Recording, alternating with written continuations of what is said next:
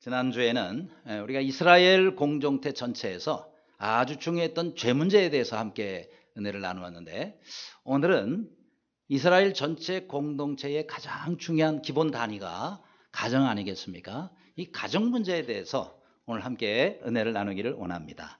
사실 이 가정은 하나님께서 만들어 주신 거예요. 하나님께서 우리 사람을 만드셨을 뿐만 아니라 또 사람이 사람을 낳고 또 사람 가운데서 하나님께서 은혜와 행복을 누리도록 하기 위해서 우리 사람에게 사람을 지으신 후에 제일 먼저 가정을 만들어 주셨습니다. 그러니까 아담을 만드시고 하와를 만들어 주시고 그러면서 가정을 이루도록 해 주셨거든요.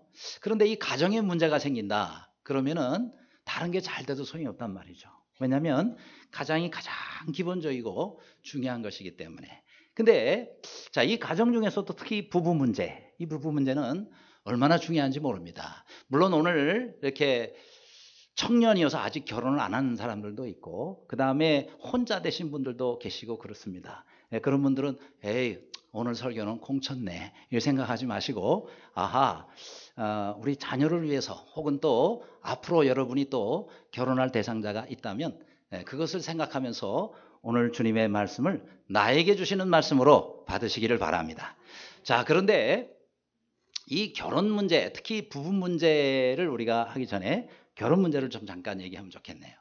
어제 뉴스가에 나오더라고요. 뭐냐면 저 전라남도에 가면은 장흥이라는 곳이 있잖아요. 그 장흥에서는요, 거기서 49세 이하, 그러니까 50세 미만의 사람이 장흥에 와서 결혼을 하면은 결혼지원금을 500만 원을 준답니다. 야, 모르신 분들은 한번 고려해 보시기를 바랍니다. 그렇다고 또 한 번 더 하고 뭐 이러면 안 되겠지만은 어쨌든 500만 원. 근데 제가 자세히 읽어보니까 결혼지원금을 그냥 결혼하면 바로 그날 500만 원 주는 이런 게 아니고, 일단 결혼지원금을 첫 번째는 200만 원을 딱 주는 거예요. 먼저 주고 그 다음에 장흥에서 1년을 살아야 돼요. 1년을 살면은 100만 원이 나옵니다. 그 다음에 1년 더 살잖아요. 그럼 200만 원이 또 나옵니다. 합해서 500만 원. 괜찮죠? 깊이 생각을 해봐야 될 것 같습니다. 그래서 그런지 작년 11월부터 이제 이 제도가 시행이 됐는데, 그때부터요, 벌써 32쌍이 거기서 이렇게 결혼을 했는데 그 전에보다 훨씬 더 많아진 거랍니다. 그래서 사람들이 가능하면 좀 젊은 사람들이 우리 전라남도 장흥은 살기 좋은 곳이니 결혼해서 돈까지 줍니다. 그러니까 많이들 와서 결혼하고 여기서 행복하게 잘 사세요. 그런 뜻에서 아마 지자체에서 그렇게 말을 한 것 같아요. 그런데 거기에 이렇게 좀 자극을 받았는지 다른 데서도 이제 우리 지역에 와서 결혼하면은 우리 지역에서도 돈 줍니다. 이렇게 해가지고 다른 데서도 이제 지금 많이 시행을 하고 있다고 합니다. 자, 그런데 사실 우리가 어디서 사느냐, 결혼해서 어디서 결혼을 하고 어디서 사느냐, 이것도 중요하지만 이보다 더 중요한 게 있습니다. 그것은 어떻게 사느냐입니다. 아니 500만 원 받아가지고 맨날 싸우면 안 되잖아요. 그러나 500만 원 안 받아도 결혼해서 잘 행복하게 사는 것이 훨씬 더 중요할 줄로 믿습니다. 자, 그러면 이 부부 사이에 정말 우리가 피해야 될 게 있고 해야 할 것이 있는데, 자, 그러면 어떻게 사는 부부가 되어야 될 것인가, 오늘 함께 은혜를 나누기를 원합니다. 자, 먼저 첫째는 탈선이 없는 배우자가 돼야 된다 그랬어요. 자, 12절입니다. 어떤 사람의 아내가 탈선하여 남편에게 시내를 저버렸고, 이렇게 말씀합니다. 여기서 어떤 사람의 아내라는 것은 남편이 있는 여성을 말하는 것이죠. 근데 그의 아내가 탈선을 했다라는 거예요. 탈선을 했다. 자, 여기서 탈선이란 뭐냐? 부부관계 탈선이 뭐겠어요? 다른 사람과 성관계를 갖는 것을 말하는 것입니다. 그런데 자, 이것이 왜 탈선이라 그러죠? 그만큼 잘못되고 위험한 것이기 때문에. 여러분, 기차가 가다가 탈선하면 어떻게 되겠어요? 큰일 나죠. 그렇죠? 기차가 탈선하면 저 사진에 나온 것처럼 많은 그런 사람들이 죽고 큰 물질적인 어려움이 오게 됩니다. 그러니까 대형 사고가 일어나는 거예요. 가정에서도 마찬가지입니다. 가정에서도 남편이나 아내가 탈선을 하면 대형 사고가 생기는 것이다 이 말이죠. 그렇죠?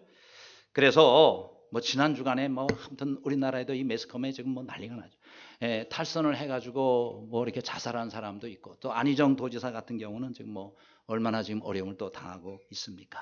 나와서는 뭐 배우자에게 미안하고 자녀들에게 너무너무 미안하다 그러지만은 자녀들과 배우자에게도 미안하지만요, 하나님께도 죄를 범하는 것이라 그랬어요. 하나님의 심판이 또 있습니다. 그러니까 여러분, 우리가 부부관계에 있어서 탈선은 그 부부관계의 가장 잘못된 행위가 바로 탈선이다. 그래서 우리가 지위가 높아지고 물질적으로 형편이 나아질수록 훨씬 더 위험하다는 걸 알아야 돼요. 왜요? 이런 것이 있을 자꾸 딴 생각이 들어올 수가 있다. 그래서 도덕적으로 윤리적으로 타락할 수 있는 가능성들이 점점 더 많아질 수가 있어요. 옛날보다도 또 이 성경에서 기록된 이때보다도 지금 훨씬 더 우리가 잘 삽니다. 많은 부분에 있어서 발전했음에도 불구하고 성적인 타락은 갈수록 더 심해질 수 있는 것이 바로 이 죄의 특징이다라는 것입니다. 자, 그래서 우리나라에서 이것을 이렇게 얘기를 하죠. 배우자가 남편이나 아내 외에 다른 사람하고 관계를 갖는 걸 간통이라 그래요. 그래서 간통죄가 있는데 이게 또 2015년도에 없어져 버렸어요. 폐지가 돼버려서 간통죄가. 이거는 사적인 일이고, 그리고 성적 자유결정권, 이거를 침해하는 것이기 때문에 국가에서 이걸 처벌하면 안 된다. 이게 이제 법적인 해석이란 말이죠. 뭐 좋아요. 그건 뭐 법으로 그렇게 해석을 한다 그러지만, 여러분, 부부와 가정을 누가 만들어 주셨어요? 하나님이 만들어 주셨다 이 말이죠. 그래서 하나님의 가정에 대한 기준은 사회의 법이 아무리 바뀌어도 그 기준은 바뀌지 않습니다. 그래서 하나님의 기준에 따라서 하나님이 또 그것을 심판을 하시게 된다라는 것입니다. 따라서 여러분, 우리가 사람에게도 큰 죄를 지어서는 안 되지만 하나님 앞에도 우리가 죄를 지어서는 하나님의 심판을 받게 된다라는 것을 분명히 알아야 된다라는 겁니다. 여러분, 저 미국의 유명한 교수가 가정 문제에 대해서 연구를 많이 했다 그래요. 근데 그분이 어떤 결론을 내렸느냐면, 가정의 최대의 불행은 하나님께서 제7계명 간음하지 말라라는 그것을 어기물에서 오는 불행이라는 거예요. 그런데 이 불행이 무려 전체의 75%를 차지한다라고 얘기해요. 그러니까 4분의 3이 배우자가 간음을 통해서 부부에 오는, 그 가정에 오는 불행이다라고 말하고 있는 것입니다. 여러분, 어떤 한 부부가 있었었는데 이 파국으로 치닫는 거예요. 서로에게 깊은 상처를 줍니다. 남편은 남편으로서 후회를 하고 아내는 아내로서 그런 남자 만난 거를 후회를 하는 거예요. 왜냐? 남편이 이렇게 생각해요. 내가 좀 더 상냥하고 부드러운 여성을 만나지 못한 걸 후회하고 있고, 그 다음에 아내는 또 아내대로 남편이 정말 저 책임감도 없고 그런 책임감이 강하고 더 활동적인 남자를 만나지 못한 것에 대해서 늘 불만을 가지고 있었습니다. 그런데 그러던 어느 날부터 이 두 부가 완전히 바뀌었어요. 얼굴 표정도 아주 밝아지고 그러면서 훨씬 더 행복하게 살아가는 그런 모습을 보이는 거예요. 사람들이 이상하게 생각했어요. 그 물어봤답니다. 도대체 두 사람 금술이 좋아진 비결이 뭐요? 하고 물어봤어요. 그러니까 이 사람들이 이렇게 대답을 하더랍니다. 우리가요, 그전에는 몰랐는데 이 고백을 서로에게 한 다음부터 좋아지게 됐습니다. 어떤 고백인데요? 그래서 당신을 사랑하고 그럼에도 불구하고 당신을 사랑합니다. 이렇게 고백을 했다는 거예요. 별로 감동들이 없으시네요. 뭐라고요? 그래서 당신을 사랑하고 그럼에도 불구하고 당신을 사랑합니다. 따라 하셔야 되겠다. 아무래도 이거 안 되겠어요? 자, 그래서 당신을 사랑하고 그럼에도 불구하고 당신을 사랑합니다. 자, 앞에는 좀 이해가 되죠. 그렇죠? 이래서 내가 당신 사랑한다고 누구나 할 수 있는 말이에요. 그런데 두 번째가 좀 어려워요. 그럼에도 불구하고 당신은 마음에 안 들고, 그렇죠? 또 이런저런 문제도 있고 또 이래서 또 부족하고, 그렇지만 그럼에도 불구하고 나는 당신을 사랑합니다. 이렇게까지 나갈 수 있기를 바랍니다. 그래야 되는 거예요. 왜요? 세상에 완벽한 남편, 완벽한 아내가 어딨냐 하는 거예요. 다 부족한 가운데서 만나고 부족한 가운데서 서로 살아가는 거예요. 이해하고 덮어주고 용서하고 그러면서 우리가 사랑하는 거란 말이죠. 그런데 완벽한 것만 생각하고 아니면 한 단계 더 나아가서 자꾸 바라는 배필만 돼서는 안 된단 말이죠. 우리 주님께서는 뭐래요? 돕는 배필을 내게 보내리라 그랬어요. 그래서 내가 저 사람에게 어떻게 하면 내가 좀 노력해서 좀 도와야 되나, 이런 생각을 해야 되는데 사람이 이기적인 마음을 많이 가져가지고요, 자꾸 바라는 마음만 갖는 거예요. 내가 바라는 대로 내 기대대로 안 되니까 불평이 쌓이면서 문제가 생기는 것이다 라는 것입니다. 그래요. 여러분, 주님께서 우리에게 배우자를 만나서 행복하게 사는 삶의 비결을 주셨는데 그것은요, 바라는 것이 아니라 내가 돕는 것이다 라는 거예요. 그래서 늘 어떻게 하면 내가 도울까? 그래서 함께 힘쓰고 함께 노력해 가지 않으면은 여러분, 이 결혼은 절대 행복해질 수가 없다라는 것입니다. 그래서 함께 만들어가는 가정, 함께 세워져가는 가정, 그런 가정이 되기를 간절히 바랍니다. 그래서 잠언 5장 18, 19절에도 내 샘으로 복되게 하라. 내가 젊어서 취한 아내를 즐거워하라. 그는 사랑스러운 안사슴 같고 아름다운 암노루 같으니 너는 그 품을 항상 족하게 여기며 그 사랑을 항상 연모하라 라고 말씀하고 있습니다. 지금의 여러분의 아내, 지금의 여러분 남편을 항상 사모하고 연모하며 또 함께 기뻐하고 함께 즐거워하며 사는 여러분의 가정이 되시기를 간절히 바랍니다. 두 번째로, 어떤 배우자가 또 되어야 되는 것인가? 의심이 없는 배우자가 되기를 힘쓰라 그랬어요. 14절에 그 남편이 의심이 생겨 그 아내를 의심하였는데 라고 말씀하고 있어요. 자, 이 14절을 오늘 본문에도 봐도요, 이 한 절에 의심이라는 단어가 4번이나 나옵니다. 의심. 자, 그런데 무슨 의심이죠? 남편이 아내에 대해서 의심이 생긴 거예요. 아내의 불륜을 의심하게 된 것입니다. 그러면 아내의 불륜을 어떻게 확인할 수가 있어요? 뭐 뚜렷한 증거가 있다면 모르지만 그런 증거가 없을 때가 많습니다. 그래서 하나님께서 의심의 법을 이스라엘 백성들 가운데 만들어 주신 거예요. 누가 만드셨다고요? 하나님이 만드셨어요. 왜요? 이 의심의 법을 통해서 더 이상 의심하고 살지 않도록 하기 위해서, 의심 때문에 부부관계, 신뢰관계가 깨지지 않도록 하기 위해서 하나님께서 만드신, 그러니까 사실 이 의심의 법은요, 하나님께서 범죄한 아내나 범죄한 남편을 벌을 주기 위해서, 형벌을 내리도록 하기 위해서 법을 만드신 게 아니에요. 원래 이 의심의 법의 목적은 이 의심 때문에 부부 사이가 어려워지지 않고 부부 사이 화목이 깨지지 않도록 하기 위함이다. 오히려 그 두 사이를 다시 화목하도록 만들기 위해서 하나님께서 저 의심의 법을 만드셨다라는 것입니다. 그래서 이 의심의 법을 만들어 놓고, 그리고는 남편이 이제 의심이 생기는 거예요. 아내는 나는 그런 일이 없다 그러고, 그럼 어떻게 해요? 데려가는 거예요. 누구한테 데려가요? 제사장한테 데려가는 거예요. 제사장이 데려가면, 자, 제사장이 그 아내를 성막으로 데려와서 하나님 앞에 세운다, 그렇게 나옵니다. 자, 그런데 자, 이때에 이 의심받는 아내가 해야 할 일이 있어요.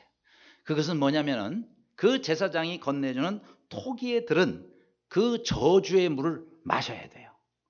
마셔야 돼요. 그런데 자, 이 토기의 물은, 일단 토기는 준비를 해서 거기다가 물을, 이 저주의 물은요, 어디서 물을 내냐면, 여러분 그 성막 안에 보면은 번제단이 있죠? 번제단을 통과하면은 성소로 들어가기 전에 그 앞에 있는 물두멍이라는 게 있어요. 그 물두멍에 있는 물은 제사장이 성소로 들어가기 전에 손을 씻는 물입니다. 자, 그런데 바로 그 물을 떠가지고 이 토기 안에다가 넣는 거예요. 아무 물이나 넣으면 안 됩니다. 반드시 물두멍에 물을 넣어야 돼요. 그리고 그 물에다가 그 다음에 바닥에 흙을, 티끌이라고 하는, 이게 흙입니다. 흙을 거기다가 집어넣어야 돼요. 집어넣고, 그런 다음에 제사장이 거기에다가 마지막으로 양피지가 있어요. 옛날에는 성경을 종이가 없었기 때문에 양피지에다가 썼잖아요. 그 양피지에다가 제사장이 거기다가 이러이러한 이 죄를 여인이 범했으면 뭐 뒤에 나오는 대로 넓적다리가 뭐 끊어지고 뭐가 또 배가 붓고 하는 그런 저주를 받을지어다, 이렇게 적고는 그것을 물에다가 빨아가지고 빤 물을 토기 안에 말이야. 이렇게 하고 여인은 머리를 풀어 헤친 다음에 그 다음에 이 토기를 있는 물을 가지고 마시는 거예요. 자, 이때가 이제 중요합니다. 이 물을 마실 때 이 여인이 죄가 없으면 아무 일이 안 일어나요. 그러나 이 여인이 정말 불륜을 저질렀다 그러면은요, 아까처럼 거기에 저주에 적혀 있는 대로 그 몸에 그런 이제 난리가 일어나는 겁니다. 그러면 대부분은 병에 걸려서 죽게 되거나 그 다음에 치명적인 그런 질병을 앓게 되는 것이다 라는 것입니다. 자, 그러니 이것은 바로 뭐예요? 하나님께서 하시는 일이다라는 겁니다. 이러면서 아내에 대한 의심이 이제 완전히 사라지게 된다. 물론 잘못했다면 잘못에 대한 형벌이 임하게 되는 거예요. 그럼 어떻게 돼요? 미리 자백을 해야 되겠죠. 그죠? 그렇게까지 저주의 물을 마셔가지고 죽기 전에 그렇게 잘못했다고 고백을 해야 될 텐데, 중요한 것은 목적은 형벌이 목적이 아니라 부부 사이에 의심으로 인해서 깨졌던 관계를, 그 신뢰를 다시 회복하기 위함이다 라는 것입니다. 여러분, 부부 사이에 가장 중요한 것은 신뢰입니다. 이 신뢰가 깨지면 더 이상 부부는 행복해질 수가 없다라는 거예요. 그래서 지금 현재 여러분의 부부가 계시다면 무엇보다도 신뢰를 돈독하게 항상 하실 수 있기를 바랍니다. 야, 여러분, 우리가 배우자는요, 자기의 친구 같은 사람도 되지만 또 스승처럼 우리가 또 배울 수 있고, 그 다음에 서로 존경하고 하는 사람이 우리 배우자가 되어야 되는 것입니다. 그렇죠? 그래서 배우자는 서로에게 배울 것이 많기 때문에 하나님 만나게 해주신 거예요. 그래서 배우자에게 배우자라는 말이 나오는 것입니다. 한번 따라 하시기 바랍니다. 배우자에게 배우자. 그래서 왜 배우자냐? 배울 게 많기 때문에 배우자다. 그래서 아내나 남편이 뭐라고 얘기를 할 때 듣기 싫잖아요. 그렇죠? 분명히 옳은 얘기인데도 듣기 싫을 때가 있어요. 그러나 내게 뼈가 되고 살이 되는 말을 해주는 이만큼 잘 들어야 된다 이 말이죠. 그렇죠? 안 그래요? 저만 그런가? 여러분, 우리가 배우자가 상대방이 얘기를 해주면요, 물론 듣기 싫을 때가 있어요. 뭐 좋은 얘기가 아니라 당신은 이래서 뭐가 좀 안 되고 저래서 이런 얘기를 들으면은 저도 참 가끔 그런 얘기를 저도 제 아내한테 듣습니다만은, 그때마다 저는 분명히 생각해 보니까 맞는 얘기인데 화장실을 가고 싶어 하고, 그 다음에 다른 데다 전화를 하고 싶어 해요. 왜요? 하고 찾아서는 이 자리를 벗어나야 될 것 같아. 그렇게 하지만은 나중에 돌이켜 생각해 보면 다 옳은 얘기란 말이죠. 그렇죠? 아니, 배우자만큼 나를 사랑하는 사람이 또 어디 있으며, 배우자만큼 나를 잘 아는 사람이 어디 있고, 그렇죠? 배우자만큼 나를 또 아끼고 내 편이 어디 있냐 이 말이죠. 그러니까 나를 위해서 해주는 얘기인데 이상하게 옳은 얘기인데도 듣기 싫을 때가 있어요. 그럴 때는 화장실도 가끔 들르고 이렇게 해야 되겠지만은, 그래서 아무튼 부부관계는 정말 서로 배우고, 그 다음에 또 서로를 사랑하고 서로 존경하고, 그 다음에 서로 신뢰하는 그런 부부가 되시기를 바랍니다. 제일 문제가 있어서 이제 의심인 거예요. 여러분, 오델로라고 아세요? 여러분, 그 세익스피어의 4대 비극이 있죠. 유명한 세계적인 4대 비극. 그래서 햄릿, 리어 왕, 오델로, 맥베드, 이 네 가지잖아요.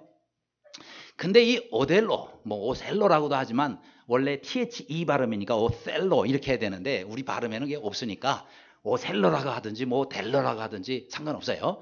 자, 이 오델로 증후군이라는 게 있습니다.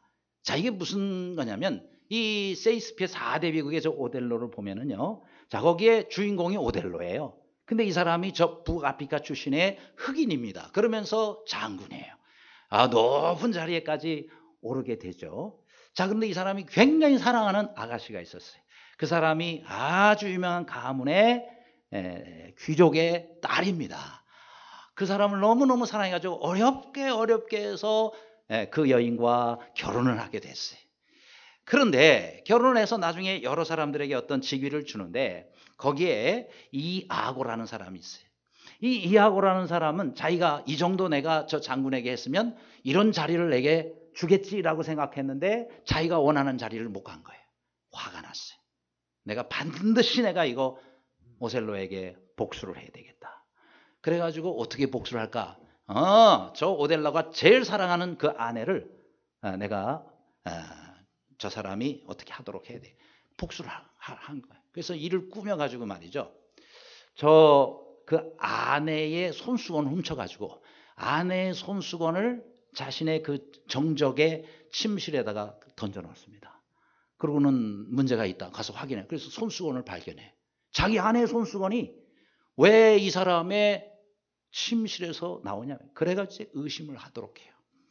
그래서 자기 아내를 계속해서 의심합니다.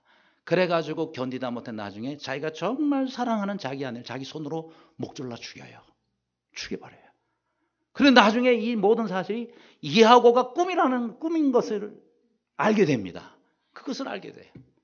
그러면서 자기가 그렇게 사랑하는 자기 아내를 자기 손으로 의심을 해서 목졸라 죽인 것에 너무너무 자기가 양심의 가책을 받아가지고 자기도 자살해서 죽고 말아요. 오델로가 결국은 자살해 죽고 말아요. 이 사람 복수를 한 거죠. 그러나 여러분 얼마나 한 가정이 정말 비참하게 무너지게 됐느냐라는 거예요. 그래서 이제 이 이름을 따가지고 오셀로 증후군이다. 뭐예요? 네, 멀쩡한 사람을 의심하고 또 문제를 삼고 하는 거예요. 우리나라 말로 보통 말하자면 이게 의처증, 의부증 이런 거예요. 의부증, 의처증. 이거 한번 걸리면요. 이것 때문에 가정이 깨져나가는 겁니다. 그렇죠? 아무쪼록 여러분 부부 사이에도 이 오델로가 슬며시 들어올 수가 있어요. 때려잡으시기를 바랍니다. 문 꼭 걸어 잠그고 절대로 오델로는 여러분 집 앞에 집안에 들이질 마세요. 아무쪼록 부부 사이에 모든 오델로를 다 내어 쫓고 그리고 여러분 가정에 서로 간에 깊이 신뢰함으로 아름답고 행복한 가정을 만들어 가시는 여러분 되시기를 간절히 바랍니다.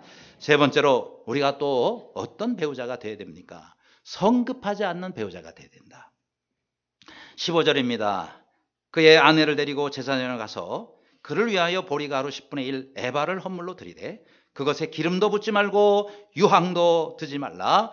이는 의심의 소재여 죄악을 기억나게 하는 기억의 소재라 라고 말씀하고 있어요. 자, 이 여인이 의심받는 여인이 하나님 앞에 제사를 드립니다. 이 소제를 드리는데 그 제사를 여기서 표현을 하고 있는 겁니다. 자, 그런데 아까 말씀드린 것처럼 이렇게 제사장으로 가서라든지 아니면 가기 전에라도 이 여인이 자백을 하는 경우가 있어요. 사실은 내가 여차저차해서 이런 불륜을 저질렀다. 이렇게 자백을 하는 경우에 이런 경우에는요 사형은 면해줍니다. 사형은 면해주지만 이혼을 하게 되고 위자료도 받지 못한다고 그래요. 그런데 이런 경우가 있죠. 나 그런 일 없다. 나 절대 그런 일 없다. 그러면은 어떻게 해요? 남편은 의심이 되는 거예요. 그러면은 제사장에게 데려가는 겁니다. 근데 왜 부부 사이의 문제인데 제사장에 데려갑니까? 하나님 앞으로 데려가는 거예요. 그렇죠? 제사를 지내고 그 다음에 하나님 앞에 서기 위해서입니다. 그러면 왜 하나님 앞에 데려가요? 하나님께서 가장 정확하게 판단을 해 주실 것이기 때문에 그렇습니다. 그렇죠? 하나님처럼 정확하게 우리를 아는 분은 없으시단 말이죠. 여러분 사람의 판단은 완전하지는 않습니다. 사람은 부정확해요. 한계가 있습니다. 그래서 성급하게 판단을 해서 문제를 일으킬 수가 있단 말이에요. 예를 들어서 의심이 간단 말이죠. 그러면은 자기가 의심이 간다고 아예 그렇게 결론을 내리고 행동으로 옮길 수가 있다. 이렇게 될 때 여러분 가정이 어려워지게 되죠. 그래서 어떻게 해요? 제사장에게 데려와야 되는 거예요.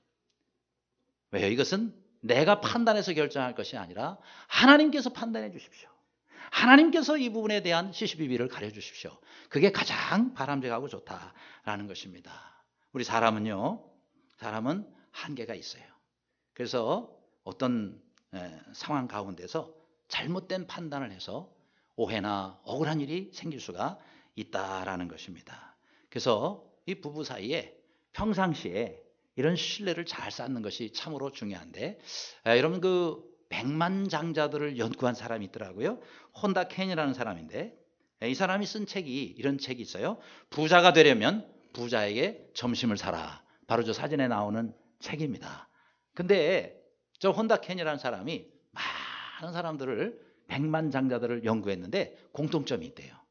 뭐가 공통점이냐면 여러 가지 공통점이 있지만 그중에 7번째 여러분 백만장자들은 부부관계의 신뢰가 아주 돈독하다는 거예요. 부자일수록 훨씬 신뢰관계가 더 높아진다.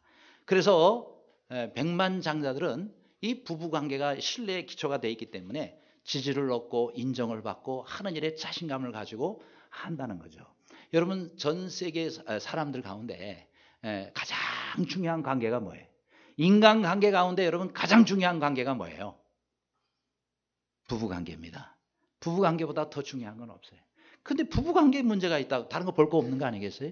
가장 중요한 사람 또 가장 소중한 그 관계가 문제가 있다. 다른 건 관계는 볼 것도 없는 거예요. 그런데 이 백만장자들을 보니까 부부관계들이 굉장히 좋다는 거예요. 그래서 백만장자의 이혼율을 조사해 보니까 제일 낮대요. 제일 낮은 이혼율을 가지고 있다는 거예요. 그래서 백만장자들도 이렇게 자신의 일을 잘 하도록 하기 위해서 이 안정된 부부관계 이것이 굉장히 중요한 것처럼 여러분 우리도 꼭 부자가 되기 위해서가 아니라 우리의 신앙생활이나 매일매일 우리의 삶 가운데 부부관계의 신뢰 이것이 가장 중요함을 알고 지금 현재 배우자에게 잘해주시기를 바랍니다. 그렇게 해서 우리 가정이 가장 안정된 관계에 있을 때 믿음도 잘하고요. 그리고 우리가 하는 일도 잘 되는 거예요. 끝으로 우리가 어떤 배우자가 또 돼야 됩니까? 하나님 앞에서 사는 배우자가 돼야 된다 그랬어요. 자, 16절입니다. 제사장은 그 여인을 가까이 오게 하여 여호와 앞에 세우고라고 말씀하고 있습니다. 자, 이제 이렇게 제사를 지내고 난 다음에 그 다음에 하나님 앞에다가 이 의심받는 여인을 세우는 겁니다. 그 이유가 뭐죠? 하나님 앞에서 가장 바른 판단, 정확한 판단을 받도록 하기 위해서다라는 겁니다. 왜요?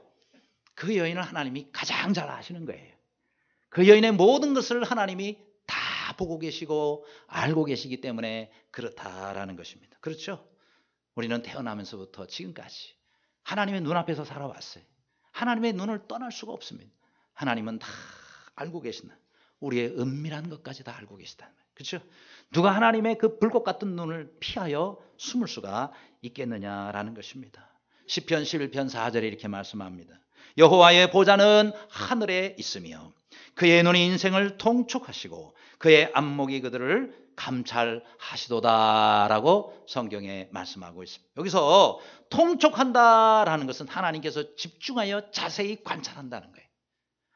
그것이 통촉한다는 말이 저 단어가 가지고 있는 뜻입니다. 하나님의 눈이 우리 인생의 모든 우리의 말과 행동뿐만 아니라 심지어 우리 마음속에 일어나는 생각까지도 하나님은 다 통촉하시고 감찰하신다라는 것입니다. 그러니 우리가 늘 하나님 앞에서 사는 거예요. 우리는 하나님 앞에 앞으로 심판을 받게 됩니다. 그 심판대 앞에 서서 부끄러움 당하지 아니하도록 늘 하나님 앞에서 사는 모두가 되시기를 간절히 바랍니다. 미국에 한 크리스찬 부부가 있어요. 근데 그야말로 파경의 위기에 처해지게 됐습니다. 남편의 오랫동안의 외도가 발각이 되게 된 겁니다. 아내는 깊은 상처를 받았습니다.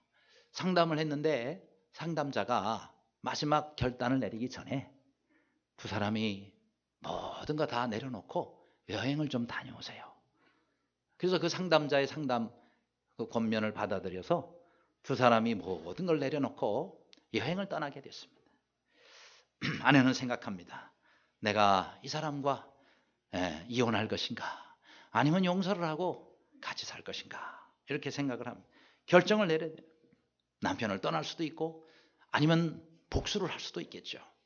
자, 그런데 하나님을 믿는 부부란 말이죠. 자, 그렇다면 우리는 어떤 중요한 결단을 하기 전에 누구의 음성을 들어야 되겠어요? 주님의 음성을 들어야 됩니다. 하나님께서 떠나라고 말씀하시는지 아니면 하나님께서 용서를 하고 다시 화목하라고 할 것인지 하나님의 음성을 우리는 들어야 됩니다. 얼마나 중요한 가정의 문제예요. 왜 우리가 그럴 때 하나님의 음성을 멀리합니까? 더 하나님께 귀를 기울이고 더 하나님의 음성을 우리가 들어야 되지 않겠어요?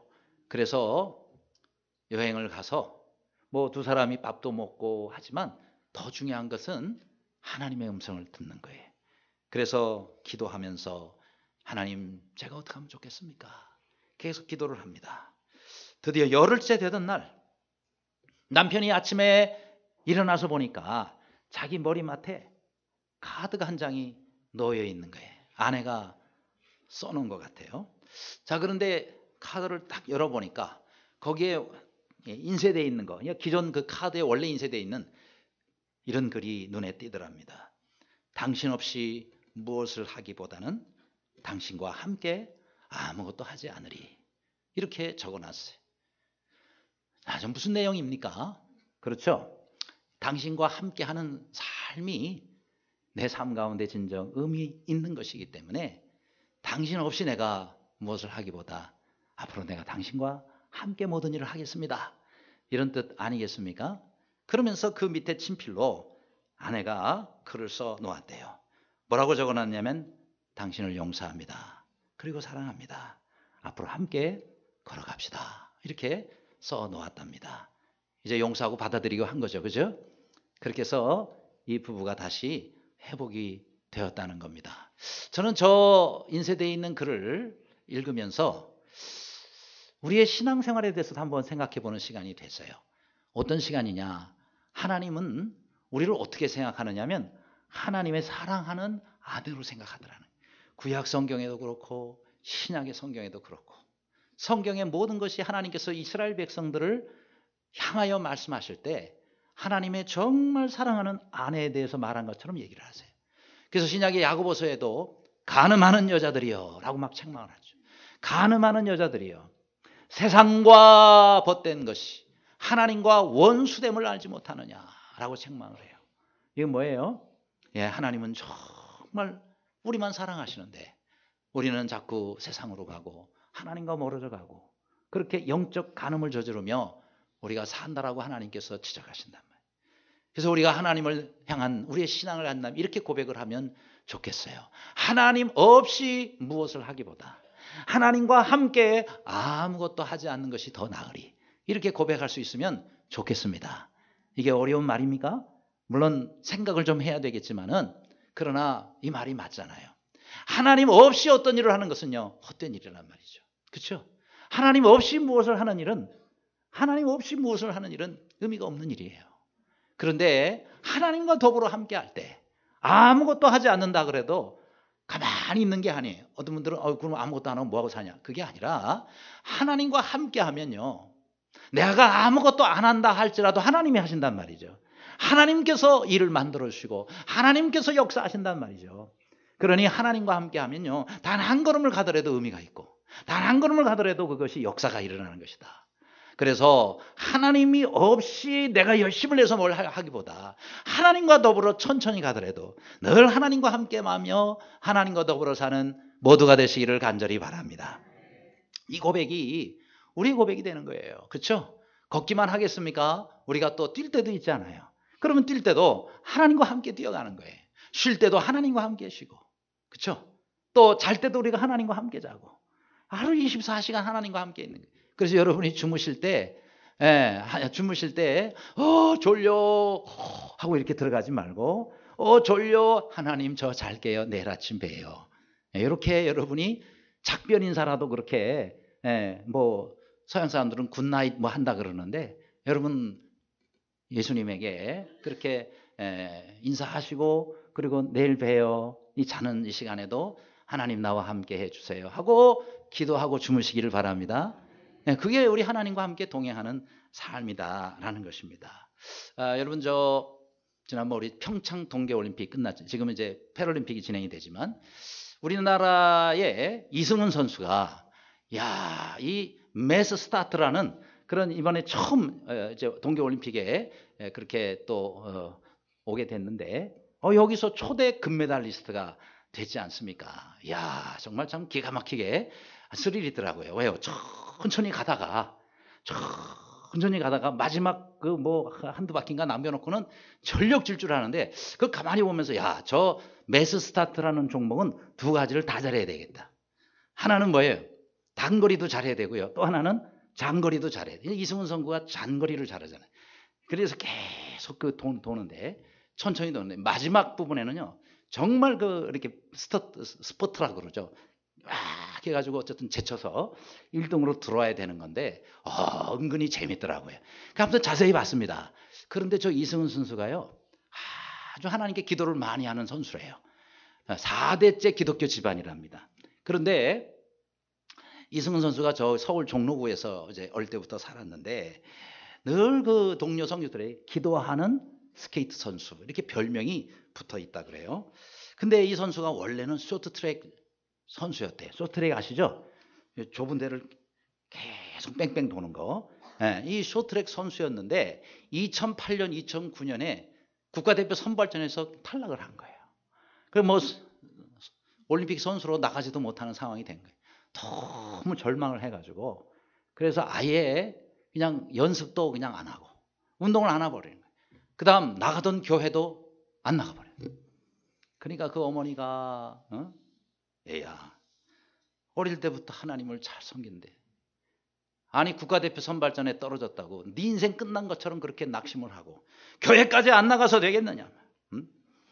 그러면서 때가 되면 하나님께서 너를 더 좋은 길로 인도해 주실 텐데 왜 낙심하고 네가 그렇게 하느냐. 또 이 이승훈 선생님 할머니가 계신데 얼마나 믿음이 좋은 또 권사님이신지 몰라요. 이 권사님이 다 새벽 기도 다니시면서 하나님께 어떤 응답을 받으셨나 봐요. 그래서 이승훈 선수한테 그러더래요. 하나님께서 너에게 더 좋은 것을 예비해 두셨을 텐데 네가 국가대표 선발전에 쇼트랙에 떨어졌어?